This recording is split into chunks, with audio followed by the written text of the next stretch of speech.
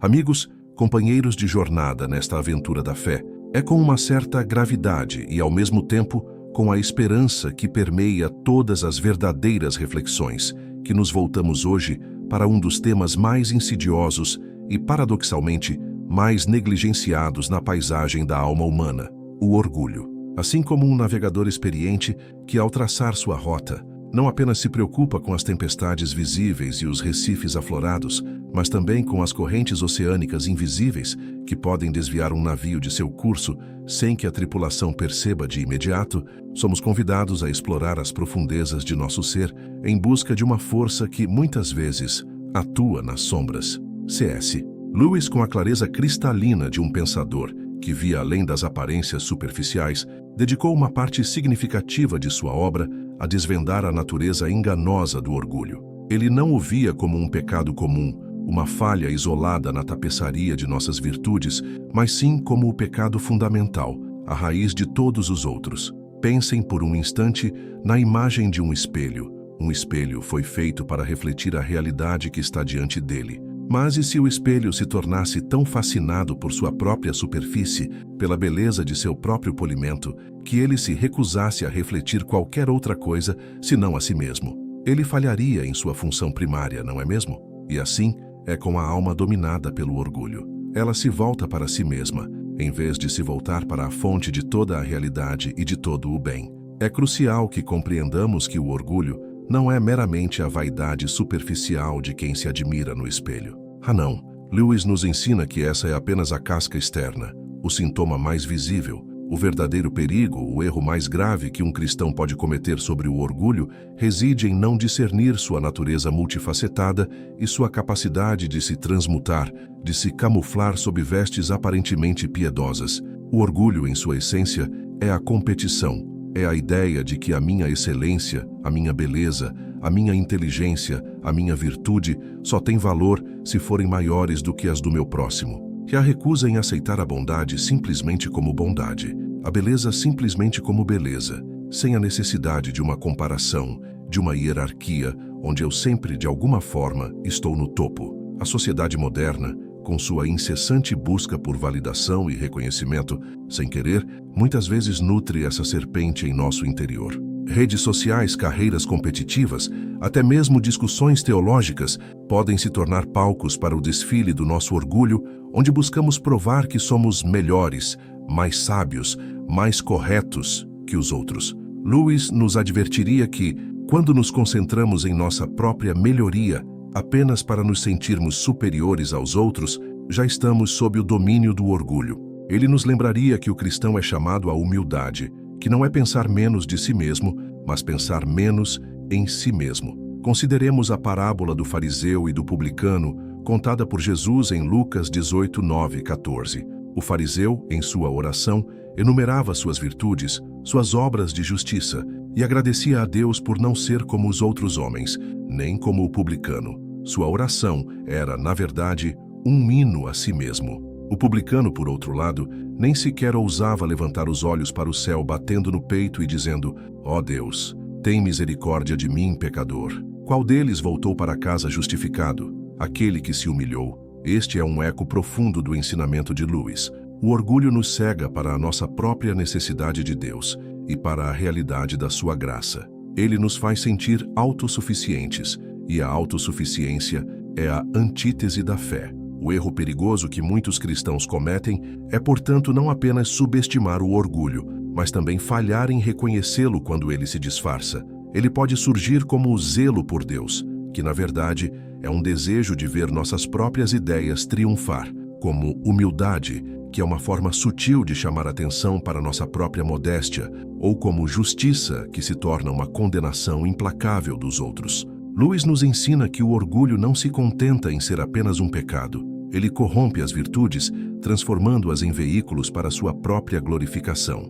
Um homem orgulhoso pode ser casto para se sentir superior aos lascivos, generoso para receber louvor, e até mesmo humilde para que os outros admirem sua grande humildade. É um labirinto, uma teia de ilusões. A imaginação de Lewis nos oferece uma luz sobre esta verdade. Pensem na figura de Lúcifer, o anjo mais brilhante, cuja queda não se deu por um desejo de maldade gratuita, mas por um desejo de ser como Deus, de ter a primazia, de não se curvar a ninguém. Ele se tornou o primeiro e maior exemplo do orgulho, transformando a glória em desgraça. O paraíso foi perdido não por um ato de fraqueza, mas por um ato de afirmação egoísta da vontade. Em nossa própria vida, as pequenas quedas diárias, os tropeços no caminho da santidade, muitas vezes não são causados por grandes atos de maldade, mas por aquela insistência sutil em nossa própria superioridade, em nossa própria razão, em nossa própria forma de ver o mundo, em detrimento da perspectiva de Deus e do bem do próximo. Lewis argumentava que o orgulho é um parasita do espírito, uma doença espiritual, e como toda doença grave, ela se manifesta de diversas formas.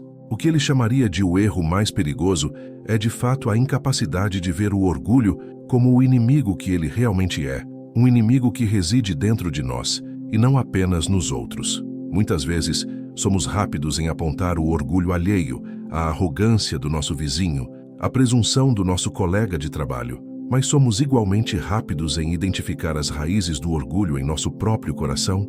Aqui reside o grande perigo. Se não o reconhecemos em nós mesmos, se o confundimos com autorrespeito, com confiança, com um senso saudável de valor próprio, que são coisas boas em si, quando temperadas pela humildade e gratidão, então ele crescerá, envenenando a fonte de nossa fé e nosso relacionamento com Deus e com o próximo. A Bíblia é clara em sua advertência contra o orgulho. Provérbios 16:18 nos diz: a soberba precede a ruína e a altivez do espírito precede a queda. Tiago 4:6 afirma: Deus resiste aos soberbos, mas dá graça aos humildes. Estes não são meros avisos morais, são descrições da realidade espiritual. O orgulho ergue uma barreira entre nós e Deus. Deus, em sua infinita majestade e amor, busca corações contritos e humildes. Ele não pode se derramar plenamente em um coração que já está cheio de si mesmo. Um copo já transbordando não pode receber mais água. Lewis, em sua sabedoria, nos convida a uma autoanálise honesta e dolorosa, mas libertadora. Ele nos diria para olharmos não apenas para o que nos orgulha, mas para o que nos desagrada no orgulho dos outros. Muitas vezes, a aversão que sentimos pela vaidade alheia é, na verdade, nosso próprio orgulho reagindo ao orgulho do outro. É como dois galos num terreiro, ambos querendo ser o mais importante. A nossa humildade pode, em si, ser uma forma de orgulho disfarçado, uma busca por sermos vistos como mais humildes que os outros. Este é o labirinto em que o orgulho nos aprisiona. A única saída é a verdadeira autoentrega e a renúncia à nossa própria centralidade. O perigo não é que o orgulho seja um pecado, mas que ele seja o pecado que nos impede de reconhecer os outros pecados e, mais importante, nos impede de reconhecer a nossa necessidade de um Salvador. Ele nos faz acreditar que podemos nos redimir por nossos próprios méritos, que podemos nos levantar por nossa própria força, que podemos alcançar a santidade por nossos próprios esforços. E assim, ele nos desvia do caminho da graça, da dependência de Cristo, do único meio pelo qual a verdadeira transformação pode ocorrer. A fé genuína exige humildade, uma humildade que reconhece a nossa fraqueza e a suprema suficiência de Deus. Reflitam sobre a ideia de que o orgulho é a antítese do amor. O amor, como nos ensina 1 Coríntios 13, não se vangloria, não se ensoberbece. O amor busca o bem do outro, não sua própria exaltação. O orgulho, ao contrário, está sempre focado em si mesmo, em sua própria preeminência, em sua própria imagem. Ele nos isola dos outros, pois vê os outros como rivais ou como meros espectadores de nossa própria grandeza. E de forma ainda mais trágica, ele nos isola de Deus, pois tenta usurpar o lugar que pertence somente a ele. Portanto, o erro mais perigoso que um cristão pode cometer sobre o orgulho é acreditar que ele é um problema dos outros, ou que é um pecado facilmente superado por um mero esforço de vontade. É subestimar sua astúcia, sua capacidade de se infiltrar em todas as áreas de nossa vida, inclusive em nossa vida espiritual. É não reconhecer que ele está em constante batalha contra a graça de Deus em nós. E a batalha contra o orgulho não é uma batalha que podemos vencer sozinhos. Ela exige uma rendição diária, um clamor constante por ajuda divina, uma vigilância atenta contra os sussurros de autoexaltação que tão facilmente surgem em nossos corações. É um convite à contrição e à busca incessante pela imagem de Cristo em nós, que é a própria encarnação da humildade. Ao adentrarmos mais profundamente neste labirinto do orgulho, somos confrontados com a sua mais cruel das ironias. Ele nos promete grandeza, mas nos entrega pequenez. Ele promete distinção, mas nos mergulha na mediocridade espiritual. Ele nos promete autossuficiência, mas nos torna miseravelmente dependentes de validação externa. Lewis, com a precisão de um cirurgião da alma, dissecou essa falácia. Ele nos mostrou que o orgulho, ao tentar elevar o eu acima de tudo, acaba por empobrecê-lo e isolá-lo de tudo o que é verdadeiramente substancial e belo. Não é como o homem que constrói uma torre para tocar o céu, mas que, na sua febril ambição, acaba por derrubar os alicerces que o sustentam.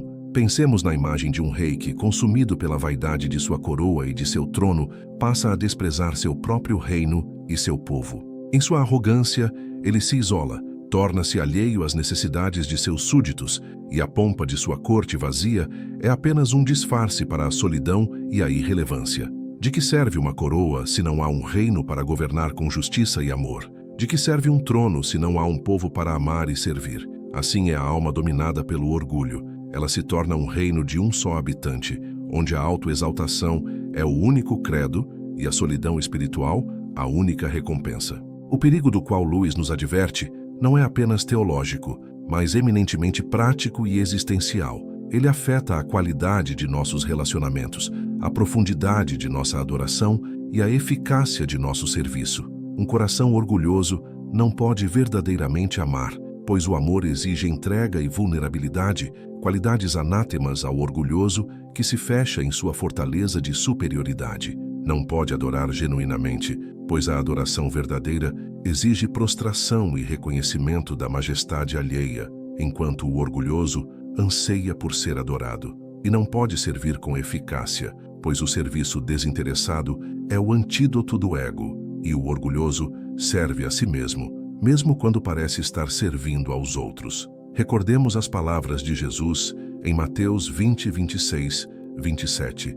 Entre vocês não será assim. Ao contrário, quem quiser tornar-se grande entre vocês deverá ser servo, e quem quiser ser o primeiro deverá ser escravo. Este é um paradoxo que o orgulho jamais poderá compreender, pois ele busca a grandeza através da dominação, enquanto Cristo nos aponta para a grandeza através do serviço e da humildade. O erro mais perigoso é justamente ignorar essa verdade central do Evangelho, buscando a glória em nós mesmos, em vez de buscar a glória de Deus através da obediência e da entrega. Lewis, em Cristianismo Puro e Simples, nos lembra que o orgulho é o mal absoluto, a raiz de todo o mal. E por que é tão perigoso? Porque é o pecado que nos afasta de Deus e dos outros de forma mais completa. Lembrem-se de sua analogia das casas. Ele diz que outros pecados são como estragos em uma casa, mas o orgulho é como a fundação da casa sendo corroída. Os outros pecados nos fazem tropeçar, mas o orgulho nos faz olhar para baixo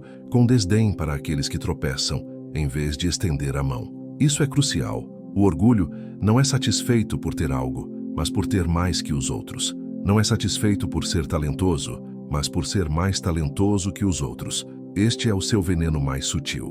Ele nos condena a uma vida de comparação incessante e inveja, pois sempre haverá alguém com mais, alguém com um talento diferente, alguém que parece estar à frente. E assim, a alegria genuína é sufocada, substituída por uma amargura constante e um ressentimento em relação ao sucesso alheio. É um ciclo vicioso que nos rouba a paz e a gratidão. Quantas vezes em nossa própria experiência vimos o orgulho destruir amizades, dividir famílias e dilacerar comunidades de fé? Em sua forma mais mundana, ele se manifesta na incapacidade de pedir perdão ou de perdoar, na relutância em admitir um erro, na teimosia em manter uma posição mesmo quando sabemos que está errada. Em sua forma mais espiritual, ele pode nos levar a julgar a fé dos outros, a desprezar aqueles que não compartilham de nossas interpretações teológicas, a nos considerarmos os verdadeiros guardiões da ortodoxia, enquanto, no fundo, nosso coração está cheio de uma amarga superioridade. O perigo reside, portanto, na autossuficiência que o orgulho gera. Ele nos sussurra que não precisamos de graça, que somos bons o suficiente, que nossas obras nos justificam.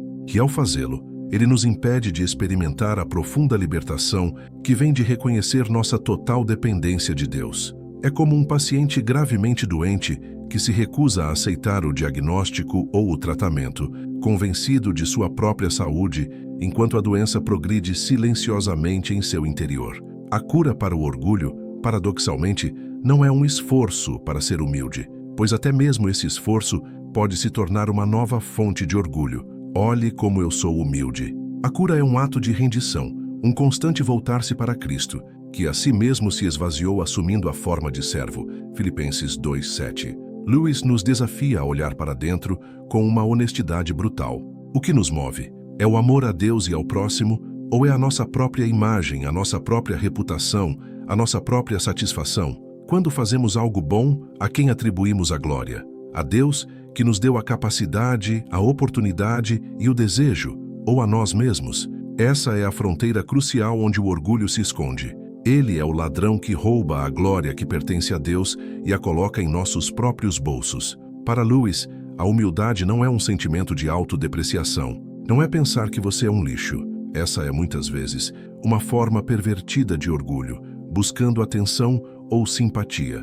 A verdadeira humildade é a libertação da obsessão por si mesmo. É quando você está tão ocupado com a realidade de Deus e a beleza do próximo que você simplesmente esquece de si mesmo. É como a criança que, ao brincar com entusiasmo, se esquece de como está vestida ou de como está sendo vista pelos outros. Ela está imersa na alegria do momento, na beleza do brinquedo, na imaginação. Essa é a essência da humildade lewisiana, a libertação do eu tirânico. Portanto, o erro mais perigoso é o de confundir humildade com uma espécie de falsa modéstia ou autodepreciação, e não com a genuína autoesquecimento em Deus. É acreditar que podemos gerenciar nosso orgulho em vez de buscar sua erradicação. O orgulho é uma erva daninha que precisa ser arrancada pela raiz, não apenas podada na superfície. E essa remoção exige a intervenção do divino jardineiro. Lewis, com sua imaginação vívida, nos faria pensar em Aslan. Aslan não é orgulhoso, mas ele é majestoso. Ele não busca a glória para si mesmo no sentido humano, mas a sua glória é intrínseca à sua natureza divina. E, no entanto, ele se humilha, se entrega, se sacrifica. Este é o modelo supremo. Não é uma humildade que nega a grandeza, mas uma humildade que submete a grandeza a um propósito maior que si mesmo. A grandeza de Aslan não reside em sua autoafirmação, mas em sua autodoação. O orgulho, portanto, é o grande obstáculo para a nossa santificação, para a nossa transformação à imagem de Cristo. Ele nos impede de receber plenamente a graça de Deus, de viver em comunhão profunda com Ele e de amar verdadeiramente o nosso próximo. É um veneno que se espalha silenciosamente, e o erro mais perigoso é não reconhecê-lo a tempo, permitindo que ele corroa as fundações da nossa fé e da nossa alma. Ao aprofundarmos nossa reflexão sobre o orgulho, torna-se evidente que sua natureza não é estática, mas dinâmica e camaleônica, adaptando-se às circunstâncias para manter sua supremacia sobre a alma. O erro mais perigoso, então, não se limita a uma única falha de percepção, mas a uma série de equívocos que se interligam, formando uma teia enganosa. Lewis, com a sua acuidade psicológica e teológica, nos ensinaria que o orgulho, como um astuto estrategista, opera em múltiplas frentes, buscando não apenas a autoexaltação, mas também a desvalorização do outro e até mesmo a perversão de virtudes legítimas em veículos para sua própria glória. Pensem na analogia de um parasita. Um parasita não busca destruir seu hospedeiro imediatamente. Ele busca extrair dele a vida, mantendo-o funcional apenas o suficiente para sua própria subsistência. O orgulho opera de maneira semelhante na alma. Ele não nos leva a pecar abertamente e de forma grosseira de imediato, embora possa levar a isso. Seu método mais insidioso é corroer sutilmente, drenar a vitalidade espiritual, distorcer as intenções e manchar as ações que à primeira vista poderiam parecer virtuosas. É o cristão que jejua para ser visto como piedoso, que ora em público para receber louvor, que doa generosamente para ter seu nome reconhecido. São esses os lobos em pele de cordeiro que o orgulho habilmente utiliza para manter sua fachada de respeitabilidade. Lewis, com sua compreensão da natureza humana, enfatizaria que o orgulho não é apenas um problema de indivíduos, mas também de grupos. Existe o orgulho nacional, o orgulho de classe, o orgulho denominacional. Pensem no perigo quando uma comunidade de fé se torna orgulhosa de sua pureza doutrinária, de seu zelo missionário ou de sua fidelidade à tradição. Essa glória coletiva pode rapidamente se transformar em exclusivismo, em condenação dos outros, em uma barreira que impede o verdadeiro amor e a comunhão. O erro perigoso aqui é a incapacidade de reconhecer que o orgulho pode infectar o corpo de Cristo tanto quanto o coração individual, criando divisões e rivalidades onde deveria haver unidade e cooperação. A lei moral inata, um conceito tão caro a Lewis, que aponta para uma verdade universal gravada no coração humano, também é atacada pelo orgulho. O orgulhoso não se submete a uma lei que o transcende. Ele se vê como a medida de todas as coisas, o árbitro final do que é certo e errado. Quando ele decide seguir uma lei moral, é porque ele a escolheu, não porque se submeteu a ela. E se ele a escolheu, ele se sente no direito de reinterpretá-la, de adaptá-la, ou mesmo de rejeitá-la, se ela não servir aos seus próprios interesses ou à sua autoimagem. Esse é o caminho para o relativismo moral, onde a verdade se torna uma questão de preferência pessoal, e Deus é reduzido a um mero conceito que serve para validar as ambições humanas. Lewis, com sua habilidade de usar metáforas do cotidiano, nos faria pensar na diferença entre um bom soldado e um soldado orgulhoso. Um bom soldado obedece às ordens, não para sua própria glória, mas para a glória de seu exército e para a vitória da causa. Ele entende que sua força reside na disciplina e na cooperação com seus companheiros. Um soldado orgulhoso, por outro lado, estaria mais preocupado em se destacar, em realizar feitos heróicos para seu próprio reconhecimento, desobedecendo a ordens se achar que pode obter mais glória agindo por conta própria.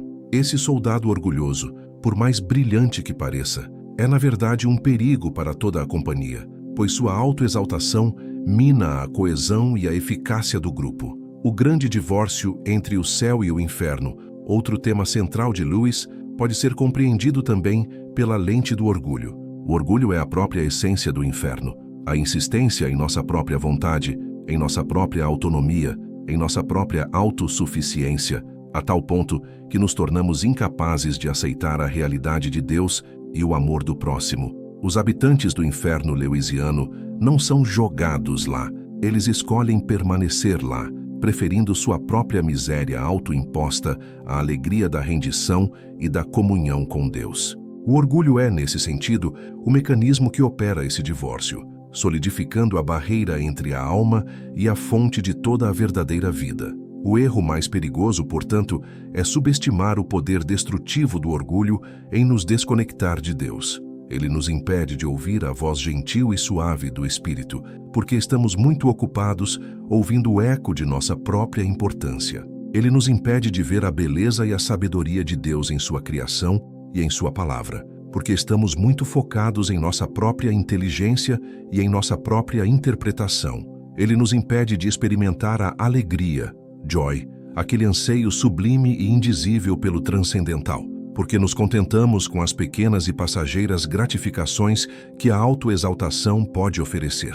A história bíblica está repleta de exemplos do perigo do orgulho. Do rei Nabucodonosor, que em sua arrogância foi humilhado e viveu como um animal, ao rei Herodes, que aceitou a glória divina e foi ferido por um anjo. Em ambos os casos, o orgulho precedeu a queda, e a recusa em dar glória a Deus trouxe consigo consequências terríveis. O orgulho é uma rebelião fundamental contra a ordem divina, uma tentativa de destronar o Criador e colocar a criatura em seu lugar. Para evitar o erro mais perigoso sobre o orgulho, precisamos cultivar uma vigilância constante e uma profunda dependência do Espírito Santo. É preciso pedir a Deus, em oração sincera, que nos revele as áreas de nossa vida onde o orgulho ainda se aninha, por mais bem escondido que esteja. É um processo contínuo de autoexame e arrependimento, um despojar-se do velho homem para vestir-se do novo, que é conformado à imagem de Cristo. E esse despojar-se é doloroso, pois o orgulho se agarra a nós com tenacidade. Lewis nos diria que a verdadeira humildade não é algo que alcançamos de uma vez por todas, mas uma virtude que é forjada no calor da provação e no reconhecimento de nossa constante necessidade de Deus. É um dom de Deus, não uma conquista humana. Não podemos nos tornar humildes por esforço próprio, sem que esse esforço se torne, ironicamente, uma nova forma de orgulho. A humildade é uma graça que recebemos quando nos rendemos, quando admitimos nossa insuficiência e nos entregamos completamente à soberania e ao amor de Deus. O perigo, portanto, não é apenas o orgulho manifesto, mas o orgulho latente, o orgulho que se esconde em nossas boas obras, em nossa teologia, em nosso serviço. É o orgulho que nos faz pensar que somos melhores por lutar contra o orgulho, ou que somos mais espirituais por reconhecê-lo nos outros. Essa é a sua forma mais enganosa. Ele pode transformar nossa própria busca por santidade em um veículo para nossa autoexaltação, minando o propósito de toda a jornada. Precisamos de uma perspectiva lewisiana que nos ajude a ver o orgulho não como um simples defeito de caráter, mas como uma profunda doença espiritual que desfigura a imagem de Deus em nós e nos afasta da plenitude da vida em Cristo. É um convite a uma reorientação radical, a uma mudança de foco de nós mesmos para Deus e para o nosso próximo. Somente então poderemos começar a desarmar o erro mais perigoso que um cristão pode cometer sobre o orgulho e abrir nossos corações para a verdadeira liberdade e a graça transformadora. A experiência da dor, que Lewis tão perspicazmente descreveu como o megafone de Deus, pode ser um meio poderoso para combater o orgulho. Quando somos atingidos pela dor, pela perda, pela fraqueza, nossa autossuficiência é desmascarada. Somos forçados a reconhecer nossos limites, nossa vulnerabilidade, nossa dependência. Nesses momentos de quebra, o orgulho é esmagado e a alma, nua e desprotegida, é capaz de clamar a Deus com uma sinceridade que antes era impossível. É na nossa fraqueza que a força de Deus se aperfeiçoa e é na nossa humildade que Ele nos exalta. Assim, o erro mais perigoso é resistir ao processo de humilhação divina, seja através da dor, seja através da disciplina, seja através do simples reconhecimento da nossa pequenez diante da majestade de Deus. É tentar manter nossa torre de Babel espiritual, em vez de permitir que ela seja derrubada para que possamos construir sobre o único fundamento verdadeiro, que é Cristo. A verdadeira sabedoria, então, reside em acolher a humildade como um caminho, e não como um destino final, e em reconhecer que a batalha contra o orgulho é uma luta diária que requer a graça e a força de Deus. Prosseguindo em nossa exploração do labirinto complexo do orgulho, somos forçados a confrontar uma das suas manifestações mais sutis e, por isso mesmo, mais perigosas, a sua capacidade de se enraizar em nossas próprias virtudes e dons, transformando aquilo que deveria ser uma bênção em uma armadilha espiritual. Lewis, com a sua incisiva capacidade de desmascarar as aparências, nos alertaria para o fato de que o orgulho não se contenta em infectar os nossos pecados. Ele avança para corromper as nossas qualidades mais nobres, usando-as como trampolins para a autoexaltação. O erro mais perigoso neste estágio é não perceber que o brilho de nossas próprias luzes pode, na verdade, cegar-nos para a verdadeira fonte de toda a luz. Imaginem por um instante um escultor que, ao completar uma obra de rara beleza, se torna tão obcecado pela perfeição de sua criação que começa a desprezar a pedra de onde a obra foi talhada e até mesmo as ferramentas que usou. Ele se esquece que a pedra e as ferramentas foram essenciais e que a inspiração original veio de uma fonte exterior a ele. Sua glória se torna um fardo, pois ele se isola em sua própria realização, incapaz de compartilhar a alegria da criação ou de reconhecer a interdependência de todo o processo. Assim é o orgulho quando se aninha em nossos dons. Ele nos faz esquecer que nossos talentos são empréstimos, que nossa inteligência é uma dádiva, que nossa força vem de alguém maior que nós. E ao esquecer, corremos o risco de reivindicar para nós mesmos o que pertence a Deus. A ideia do cristianismo como a verdadeira mitologia, um conceito fascinante em Lewis, nos oferece uma perspectiva para compreender o orgulho neste contexto. As mitologias antigas frequentemente retratavam heróis que, em sua glória, desafiavam os deuses e, invariavelmente, encontravam a ruína. O cristianismo, por sua vez, apresenta um herói divino que, em sua glória, se humilhou até a morte de cruz, e é por essa humildade que ele é exaltado.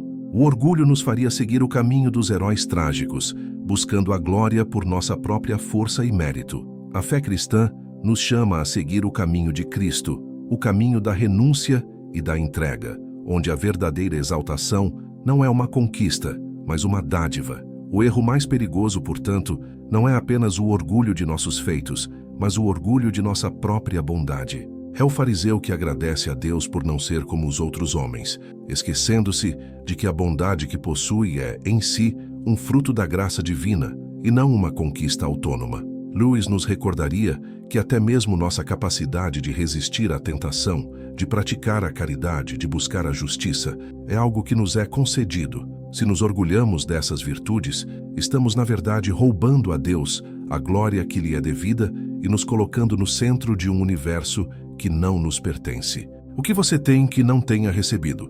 Pergunta o apóstolo Paulo em 1 Coríntios 4:7. E se o recebeu, por que se orgulha, como se o não tivesse recebido? Essa é a pergunta cortante que o orgulho se recusa a responder. Ele quer a glória sem a gratidão, o reconhecimento sem a dependência. Ele constrói uma fortaleza de autossuficiência que, paradoxalmente, nos aprisiona em uma solidão espiritual. Pensem na alegria, joy, aquela experiência lewisiana de anseio profundo e indizível que aponta para algo além de nós mesmos, para a transcendência, para o próprio Deus. O orgulho tende a sufocar essa alegria. Ele a substitui por um contentamento superficial e fugaz que vem do auto-reconhecimento. A verdadeira alegria, no entanto, nasce da admiração, da gratidão, da contemplação de algo maior e mais belo que nós mesmos. Ela é inerentemente humilde, pois reconhece que a fonte da alegria não está em nós, mas fora de nós. O orgulhoso, sempre focado em seu próprio reflexo,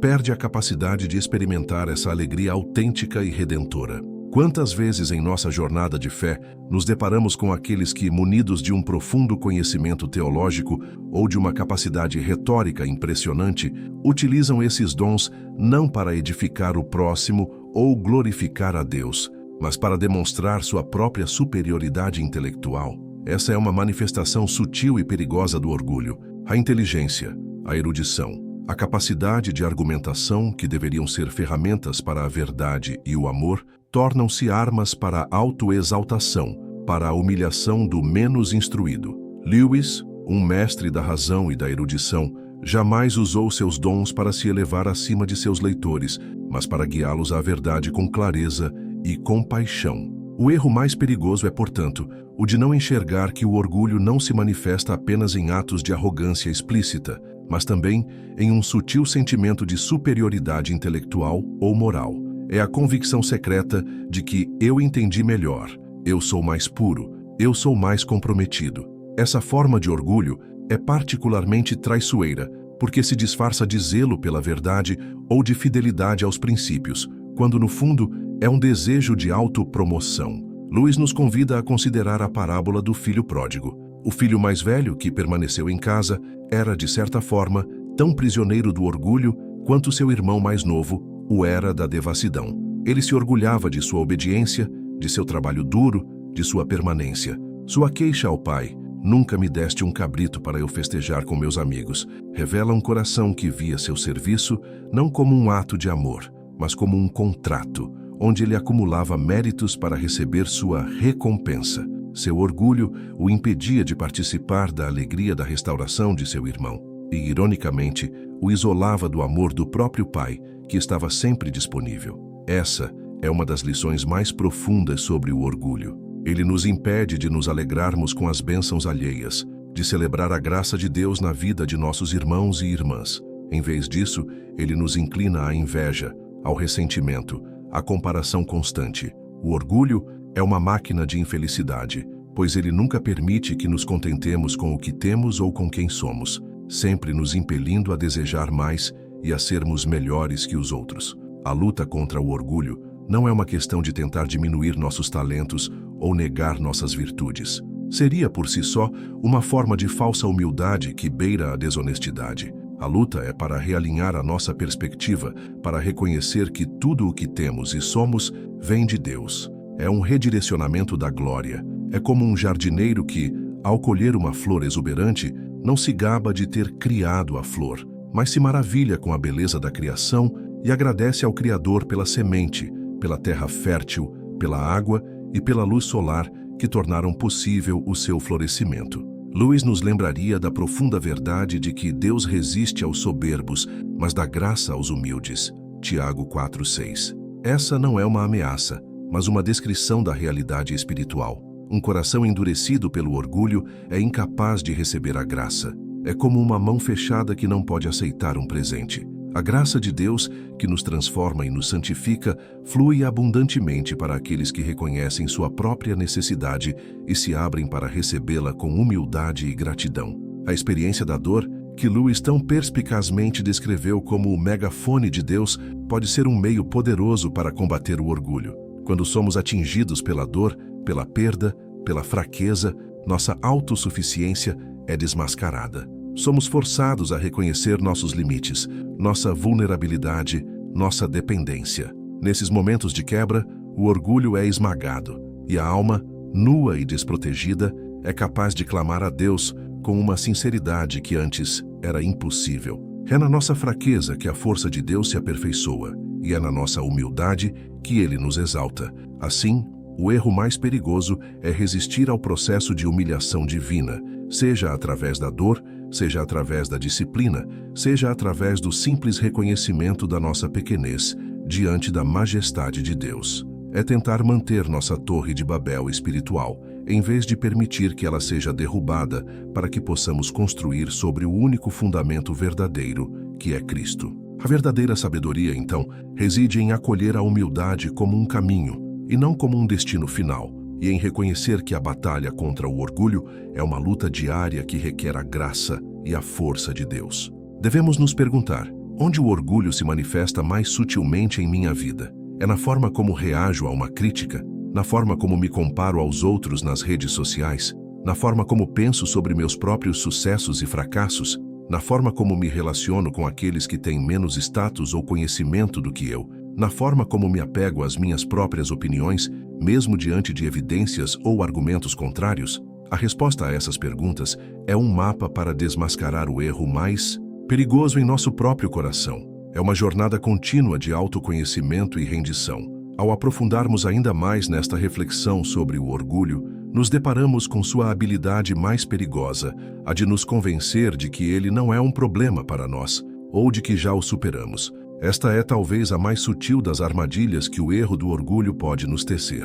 Lewis, com a sua incomparável sagacidade, nos alertaria que no momento em que pensamos ter conquistado a humildade, é precisamente nesse instante que o orgulho, qual uma serpente astuta, já se aninhou novamente em nosso coração, disfarçado de virtude. É como um jardineiro que, ao se orgulhar de ter removido todas as ervas daninhas, descuida-se da vigilância e a semente do mal volta a brotar no solo fértil da autossatisfação. Pensem na analogia de um espelho d'água. Se a superfície da água está agitada por ventos e correntes, ela não pode refletir claramente a imagem do céu ou das margens. Mas e se a superfície estiver perfeitamente calma, tão calma que reflete uma imagem límpida, e ao contemplá-la, você se inclina para admirar a clareza do reflexo, e ao fazê-lo a sua própria imagem obscurece o que antes era um reflexo puro do céu. Assim é com a humildade.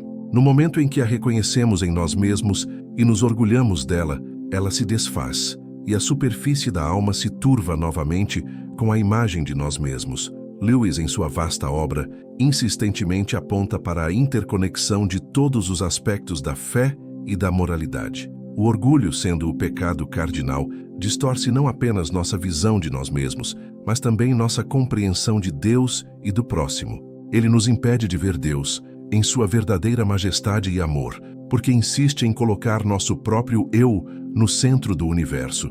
Ele nos impede de amar o próximo genuinamente, porque os vemos como competidores ou como meios para nossa própria exaltação e não como irmãos e irmãs criados à imagem de Deus. O erro mais perigoso é, portanto, não apenas um lapso moral, mas uma falha radical de percepção, uma cegueira espiritual auto-infligida. A lei moral inata, que Lewis defendia como a voz de Deus em nosso interior, é silenciada pelo orgulho. A voz que nos chama à justiça, à compaixão e à humildade é abafada pelo clamor insistente do ego que demanda sua própria glória. O orgulhoso não escuta essa lei universal que ecoa em todas as culturas e em todos os tempos, porque ele acredita que pode criar suas próprias leis, suas próprias regras, sua própria moralidade, que o sirvam e o justifiquem. Isso o leva a uma fragmentação interior e a uma dissonância com a própria estrutura da realidade moral. Lewis, com sua notável capacidade de criar parábolas envolventes, poderia nos contar a história de um viajante que, em sua jornada, encontrou um mapa antigo e precioso. Orgulhoso de sua própria inteligência, ele começou a questionar a precisão do mapa, a redesenhar as rotas de acordo com suas próprias ideias e a desprezar as advertências sobre perigos específicos. Ele acreditava que seu próprio senso de direção era superior ao conhecimento acumulado por gerações e registrado no mapa. O resultado foi que, apesar de sua autoconfiança, ele se perdeu em terras desconhecidas e perigosas, enquanto aqueles que seguiram o mapa com humildade alcançaram seus destinos com segurança. O mapa é a palavra de Deus, a sabedoria dos séculos, e o viajante orgulhoso é o cristão que prefere sua própria razão à revelação divina, culminando no erro mais perigoso de todos. O grande divórcio é, em essência, o divórcio entre a alma orgulhosa e a realidade de Deus. O céu, no conceito lewisiano, é o lugar onde nos tornamos mais nós mesmos, mas sem a mancha do ego, onde nos alegramos na glória de Deus e na glória uns dos outros. O inferno é o lugar onde o eu se encolhe em sua própria centralidade, se torna cada vez mais pequeno e vazio, até a completa irrelevância, mas ainda assim insiste em sua própria soberania. O orgulho, portanto, é a força que nos empurra em direção a esse estado de auto-isolamento e autodestruição, negando-nos a verdadeira alegria e a plenitude da vida. O erro mais perigoso que um cristão pode cometer sobre o orgulho é, então, um duplo engano: o de subestimar sua omnipresença e o de superestimar nossa própria capacidade de combatê-lo sem a graça divina. É a ilusão de que podemos nos livrar do orgulho por mero esforço de vontade, quando, na verdade, ele é uma doença que requer um médico divino. A verdadeira humildade não é algo que fazemos, mas algo que somos capacitados a viver quando nos rendemos completamente a Cristo. Lewis nos convida a uma profunda autorreflexão sobre as nossas motivações. Por que fazemos o que fazemos? Por que servimos? Por que oramos? Por que buscamos a santidade? É para a glória de Deus ou para a nossa própria satisfação, para a nossa própria reputação, para o nosso próprio senso de realização? Essa é a fronteira tênue e crucial onde o orgulho mais frequentemente atua. Ele pode se disfarçar de zelo missionário, quando, na verdade, é um desejo de construir um império pessoal ou de ser reconhecido como um grande líder. Pode se disfarçar de defesa da fé, quando, na verdade, é uma necessidade de provar que somos intelectualmente superiores aos descrentes ou aos de outras denominações. A Bíblia nos exorta a examinar a nós mesmos, 2 Coríntios 13:5, não para nos condenarmos, mas para discernir a presença de Deus em nós e para identificar as áreas onde ainda resistimos à sua vontade. A luta contra o orgulho é uma parte essencial desse autoexame. Devemos nos perguntar com honestidade: existe alguma parte do meu coração que se recusa a se curvar a Deus? Alguma área onde insisto em ter a última palavra, em estar certo, em ser o centro das atenções? Essas são as fortalezas do orgulho que precisam ser derrubadas pela oração, pelo arrependimento e pela entrega. Pensem na imagem de Aslan, o leão de Nárnia. Ele é rei, é majestoso, é poderoso, mas também é o leão que ruge, que se entrega, que se sacrifica por amor. Sua grandeza não é uma arrogância, mas uma expressão de sua natureza divina e amorosa. Ele nunca se gaba, nunca busca a glória para si mesmo em detrimento dos outros, mas sempre aponta para o bem maior. Essa é a humildade que Lewis nos apresenta. Não uma pequenez forçada, mas uma grandeza que se manifesta na autodoação e no serviço. O erro mais perigoso é buscar uma grandeza que se opõe a esse modelo, uma grandeza que se isola em sua própria autoimportância. Finalmente, é vital compreender que o orgulho não é um inimigo que podemos derrotar com uma única batalha. É uma guerra constante, diária, que durará enquanto estivermos nesta vida terrena. ele ressurgirá, sutil e insidioso, em novas formas e disfarces. O perigo não é que ele surja, mas que o ignoremos, que o subestimemos, que acreditemos que somos imunes a ele. O verdadeiro antídoto é a vigilância contínua, a oração incessante por humildade e a constante dependência da graça de Deus. A cada manhã, devemos nos entregar a Ele, pedindo que Ele nos revele nosso orgulho e nos dê a força para resistir a Ele, para que a sua glória, e não a nossa, brilhe em nossas vidas. Continuação da introdução, temática e engajadora. Chegamos, minhas queridas amigas, ao ápice de nossa ponderação sobre o orgulho, esse inimigo tão astuto e perigoso para a alma cristã. A verdade que Lewis nos desvenda é que o erro mais profundo e insidioso que podemos cometer não é apenas subestimar o orgulho em suas múltiplas facetas, mas é a falha em compreender que a única verdadeira cura para essa doença espiritual reside em uma rendição total e contínua àquele que é a própria encarnação da humildade, Jesus Cristo. Sem essa rendição, sem essa entrega incondicional, todos os nossos esforços para combater o orgulho serão como tentar extinguir um incêndio com um copo d'água, enquanto a verdadeira fonte do fogo continua a crepitar em nosso interior. Pensem numa planta parasita que se agarra a uma árvore vigorosa. Por mais que tentemos podar seus galhos visíveis, se não arrancarmos suas raízes que se enroscam no cerne da árvore, ela continuará a crescer, sugando a vida de seu hospedeiro. O orgulho é essa planta parasita em nossa alma. Cortar seus galhos, os atos de arrogância, as palavras de vaidade é um bom começo, mas o erro mais perigoso é não ir até a raiz, não buscar a fonte da sua nutrição em nosso próprio coração e na nossa autossuficiência. E a única ferramenta capaz de desenterrar essa raiz é a espada afiada do Espírito Santo, manuseada por um coração humilde e dependente. Lewis, com a sua profunda compreensão da teologia e da natureza humana, nos lembra que a humildade não é uma qualidade que podemos simplesmente adquirir por nossa própria força de vontade, como se fosse um novo hábito. Pelo contrário, ela é o resultado de uma profunda transformação do nosso ser, um esvaziamento de nós mesmos para que possamos ser preenchidos por Deus. É uma graça que nos é concedida quando reconhecemos a nossa total e absoluta incapacidade de alcançar a santidade por nossos próprios méritos e nos entregamos à obra redentora de Cristo em nós. O erro mais perigoso, então, é persistir na ilusão de que podemos nos tornar humildes por nossos próprios meios, alimentando, sem perceber, um novo tipo de orgulho, o orgulho da minha humildade. O que a alegria de Joy Lewisiana nos ensina sobre isso? A alegria não é um sentimento de autossatisfação ou de orgulho por nossas conquistas. Ela é um anseio, uma ponte que nos liga ao transcendente, uma promessa do que está por vir. O orgulho, ao nos prender ao eu, nos impede de experimentar essa joy, pois ela exige uma saída de nós mesmos, uma busca por algo infinitamente maior.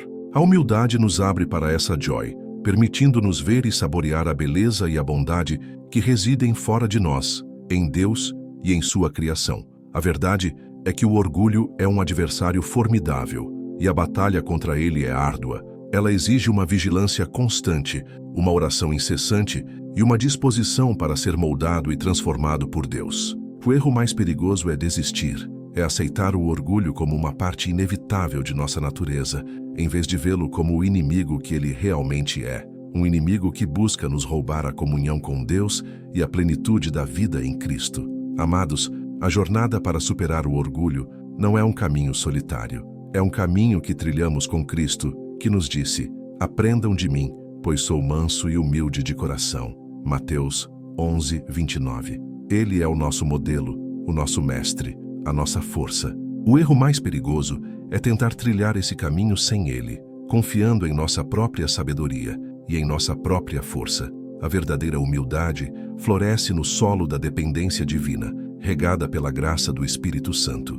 Lewis nos convida a ver o orgulho não apenas como um problema a ser resolvido, mas como uma oportunidade para nos aproximarmos mais de Deus. Quando nos conscientizamos de nossa própria arrogância e de nossa própria autossuficiência e nos humilhamos diante de Deus, abrimos a porta para que sua graça nos transforme. É um convite à contrição, ao arrependimento genuíno e à busca incessante pela imagem de Cristo em nós. Essa é a verdadeira essência da fé, reconhecer nossa total dependência de Deus e confiar plenamente em sua misericórdia e poder para nos moldar. Portanto, o erro mais perigoso que um cristão pode cometer sobre o orgulho é, em última análise, a recusa em se render. É a teimosia em manter o controle, em manter a autonomia do eu, em vez de entregar tudo a Deus. É a preferência pela glória terrena e passageira, a glória eterna e duradoura, que vem de uma vida vivida em humildade e amor a Cristo.